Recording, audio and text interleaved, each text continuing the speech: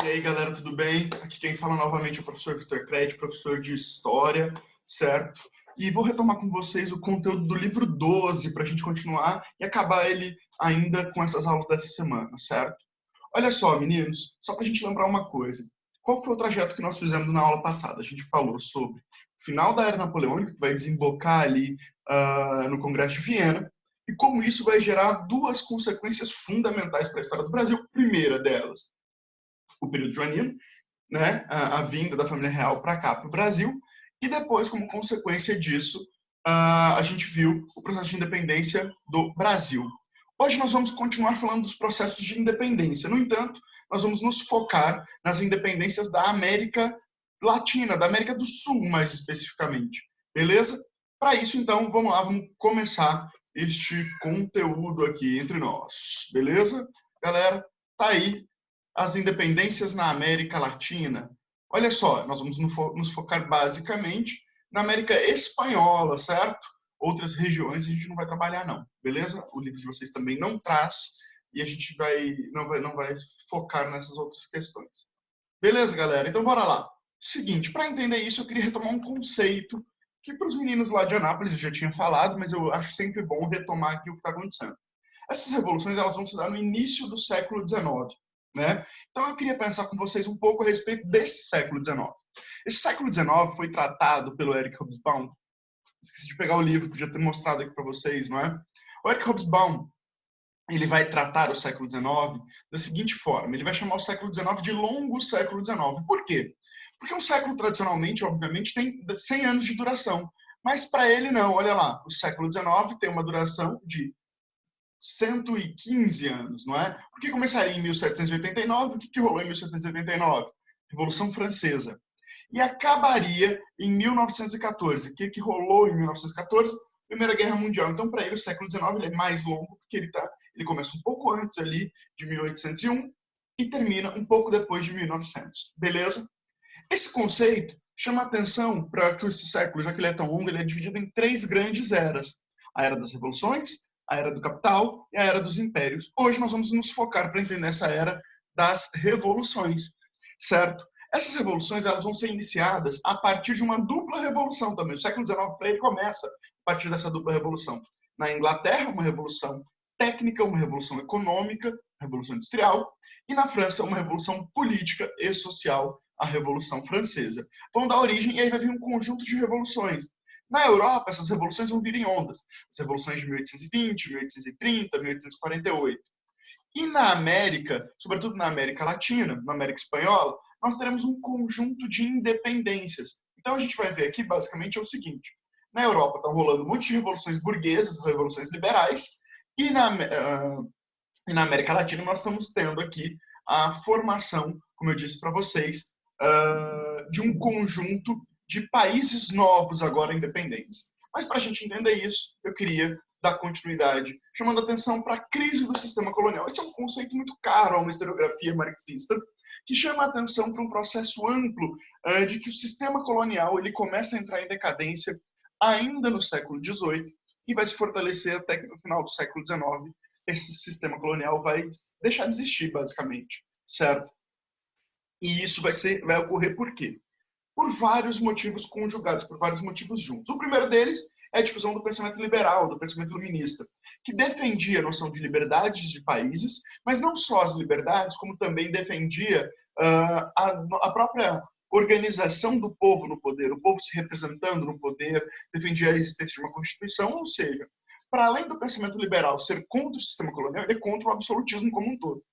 Segunda coisa importante, esse sistema colonial entra em crise também graças à ascensão do capitalismo, que se mostrava, do capitalismo industrial, perdão, que se mostrava um sistema econômico muito mais poderoso, muito mais fácil de você ganhar dinheiro e muito mais interessante para a burguesia do que o antigo mercantilismo. E aí é um detalhe interessante, o mercantilismo, quem estava por trás orquestrando o mercantilismo era o Estado, era o rei absolutista. Agora, com o capitalismo industrial, não precisa mais de rei. Sacaram? A burguesia já tem dinheiro suficiente para se organizar por conta própria. E isso, sobretudo, a partir da burguesia inglesa, que vai ter interesses diretos em vender produtos aqui para a América para ter um mercado consumidor a mais e poder lucrar muito mais. E por isso mesmo, cada vez mais, a Inglaterra começa a interferir diretamente nas relações coloniais. Ora, fazendo contrabando, vendendo produtos aqui para dentro do Brasil, ora comprando produtos aqui da América, não só do Brasil e tal, mas também a Inglaterra vai começar a pressionar para o fim do tráfico negreiro, vai começar a pressionar os estados europeus para que tomassem medidas mais liberais, e isso vai cada vez mais aumentando as tensões no mundo e também nas colônias, mais especificamente. Por quê? Porque os colonos eles vão começar a olhar para a sua metrópole e falar, cara, isso não está legal. Olha tanto que a Inglaterra é mais desenvolvida, olha tanto que a Inglaterra é mais interessante. Né? No caso da América Espanhola, essas elites eram os chamados crioulos, que eram os descendentes de espanhóis proprietários de terra que vão entrar em disputa com a antiga metrópole. Beleza? Vamos para frente. Bom, para deixar claro isso, a gente vai ver algumas revoltas. Na verdade, a gente vai ver uma aqui. Mas quando a gente for estudar a história do Brasil, vocês viram lá, já no ano passado, um conjunto de revoltas, as chamadas revoltas nativistas e revoltas independentistas ou separatistas, que ocorreram lá no século XVIII, certo? Guerra dos Emboabas, Guerra dos Mascates, Inconfidência Mineira, Conjuração Carioca, Conjuração Baiana, etc. Né? Vocês viram isso tudo ano passado. O que acontece? Uma dessas revoltas é uma revolta que vai acontecer ali na região dos Andes, do Peru, certo? É a chamada revolta de Tupac Amaru. Tupac Amaru era um líder indígena, um cacique, mas não entendo o cacique como aquele cara que vive isolado, tal. Não, ele era um homem intelectualizado. A gente tem uma universidade no Peru desde o século XVI, então ele se formou nessa universidade, conhecia as ideias iluministas, era um homem que conhecia bem os princípios filosóficos que guiavam, né, a experiência desses homens no tempo, no período ali, e ele então vai organizar uma revolta contra o domínio espanhol, uma revolta nativista e separatista, porque ela desejava melhores formas de vida, mas ao mesmo tempo também desejava a criação de um novo país. Essa revolta se deu basicamente entre os indígenas contra os colonos, os mestiços, etc., que se opunham radicalmente à violência da mita. Mita, lembrando, é aquela forma de exploração, não é, do trabalho indígena, em que o indígena ele é retirado das suas terras e é explorado por um tempo, geralmente 4 meses, em uma outra região ali do país. Nesses 4 meses ele é explorado ao máximo, violentamente explorado. O escritor, né, Eduardo Galeano, jornalista, um brilhante intérprete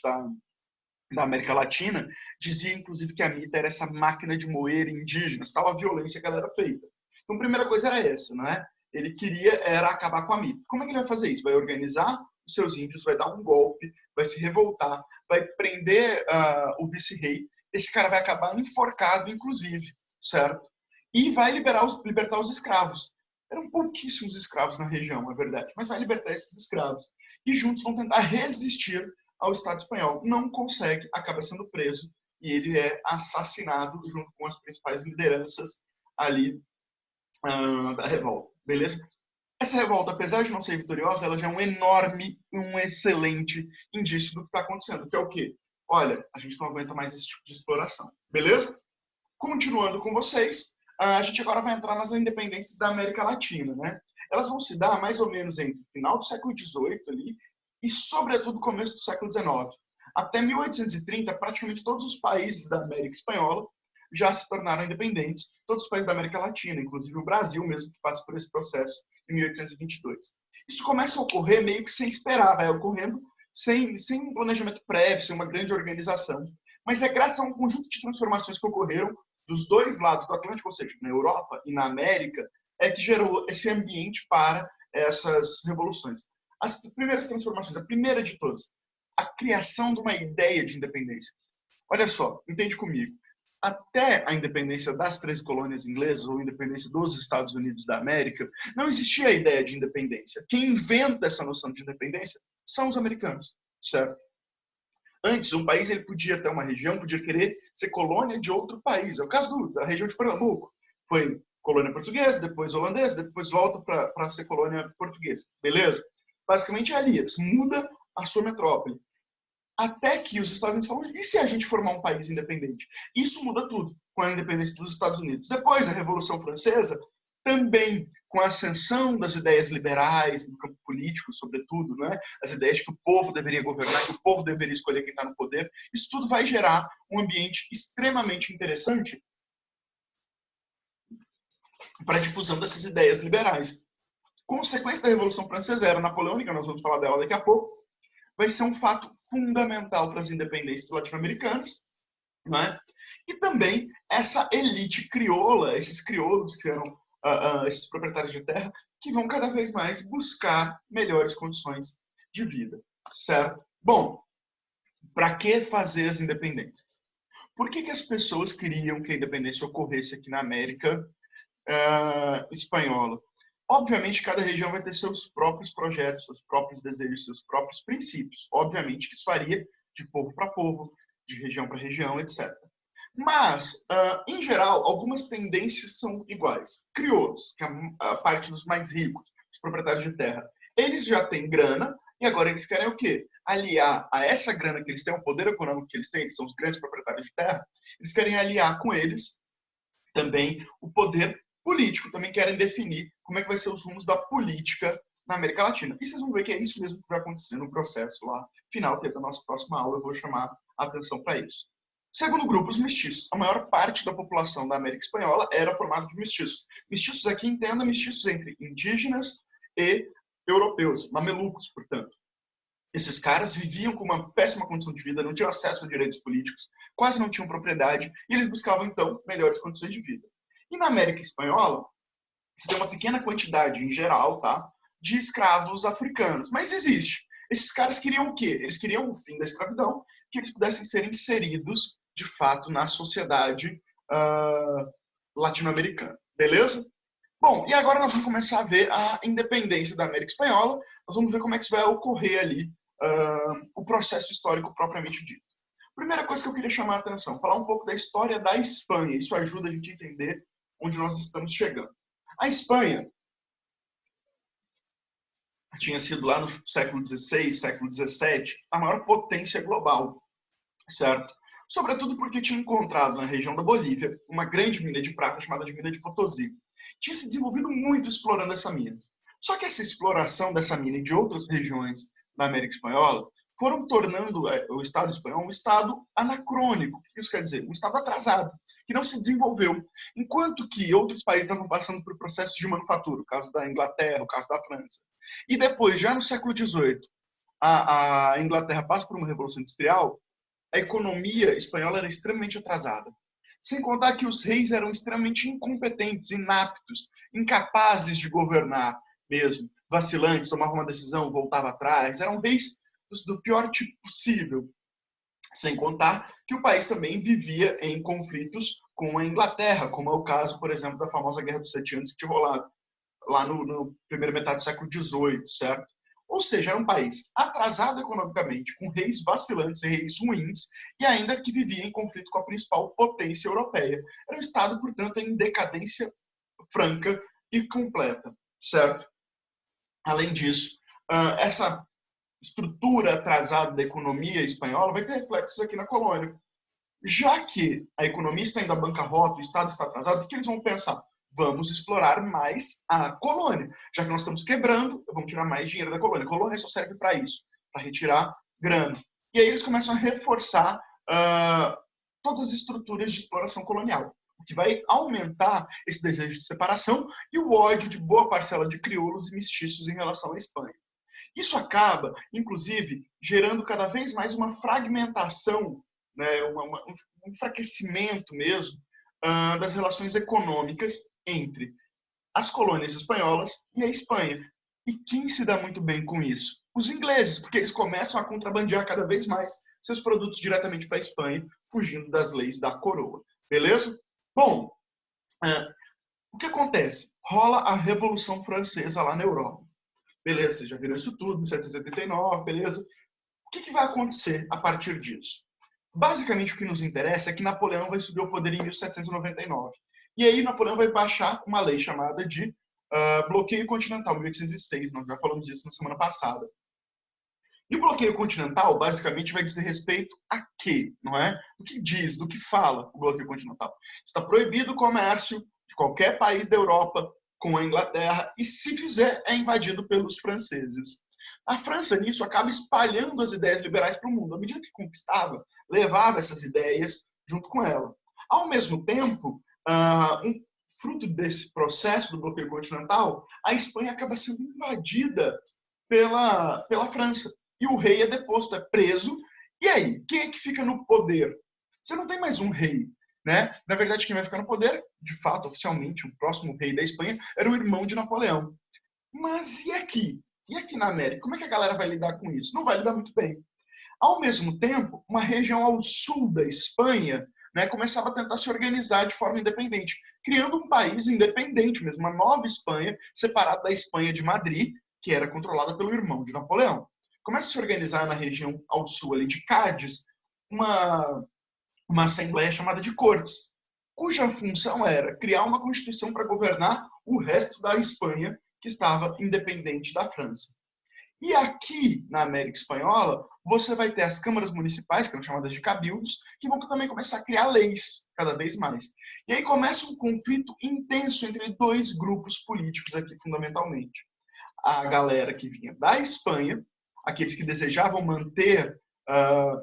manter-se fiel à Espanha, né, ali a partir de Cádiz, e a galera, os crioulos, que queriam se manter fiéis, não mais a ninguém, mas sim criar um governo próprio, um governo propriamente colonial. Então, recapitulando, essa parte que ela é bastante confusa. Napoleão sobe ao poder, Napoleão determina o bloqueio continental, expande as ideias liberais, as ideias iluministas. Ao mesmo tempo, invade a Espanha, conquista Madrid, tira o rei e coloca seu irmão no lugar. Esse irmão vai governar uma boa parte da Espanha. A outra parte da Espanha vai criar um governo ali na cidade de Cádiz, ao sul, onde vai criar uma constituição e vai tentar governar esse resto da Espanha que não era dominado pelos franceses.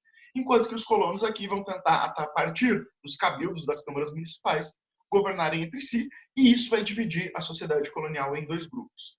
É nesse contexto, cara, que a gente vai ter, de fato, um acirramento entre colonos e peninsulares, entre colonos e espanhóis. E nisso vai começar a se organizar uma luta pelas independências. O que é interessante aqui é que é preciso entender que toda a população colonial ela é necessariamente heterogênea, né? Você tem espanhóis natos, os chamados chapetones, você tem os crioulos, que são os descendentes de espanhóis ricos e tal, você tem mestiços, você tem indígenas, você tem escravizados negros, você tem uma galera. Como é que você vai dar unidade para esse povo aqui para fazer independência? É verdade que os crioulos eram os que tinham um interesse maior nessa independência.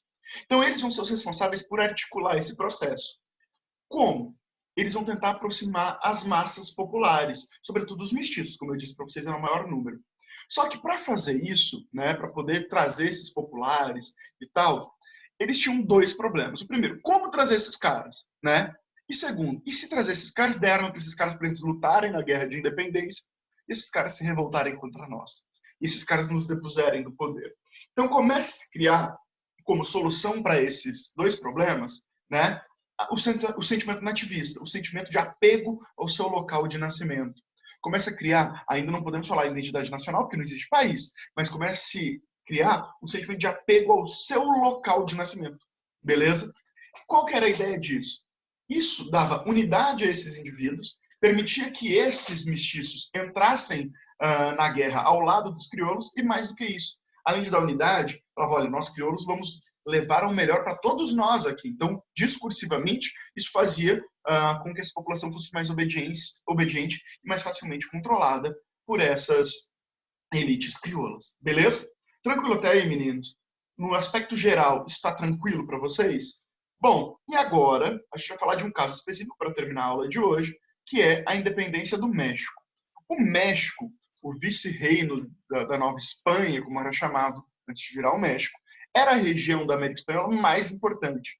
Todos os navios da América Espanhola se encontravam no México e iam para a Espanha juntos. Então ali se desenvolveu muito. E lá também era a região onde você tinha uma certa unidade política administrativa.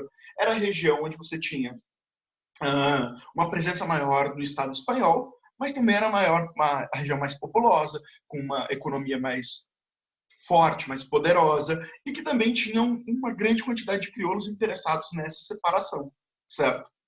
Quando ocorre, inclusive, a deposição do rei espanhol por Napoleão, a elite local, a elite aqui do México, se divide em dois grupos. Os peninsulares, aqueles que queriam obedecer a Cádiz, as cortes, lembra, estão fazendo a Constituição lá no sul, e a galera, os crioulos que vão querer obedecer ao vice-rei, que é o cara que governava a região da Nova Espanha, como era chamado o México.